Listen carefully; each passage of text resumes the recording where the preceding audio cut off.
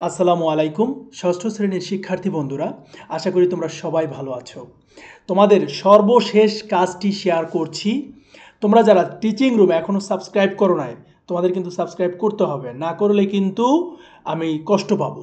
যাই হোক, by the way, আমাদের কাজ 3, দায়িত্বশীল ভূমিকায় আমি। এখানে 3টা কাজ আছে, ক, খ এবং গ।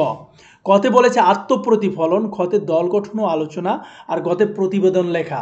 দেখো কয়ের অ্যান্সারটা কত সুন্দরভাবে তোমাদের জন্য সাজিয়েছি। এই হচ্ছে কয়ের অ্যান্সার।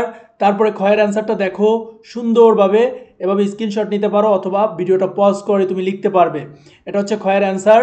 এরপরে গয়ের অ্যান্সার, দায়িত্বশীল ভূমিকায় আমি, এই শিরোনামে তুমি একটা প্রতিবেদন লিখবা। সো এই হচ্ছে তোমার সেই প্রতিবেদন।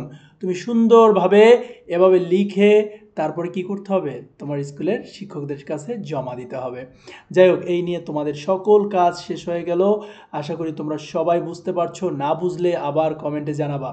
ইনশাআল্লাহ পরবর্তী পরীক্ষায় আবার তোমাদের সাথে দেখা হবে। আজকে এই পর্যন্ত। আল্লাহ হাফেজ, টাটা, বাই বাই।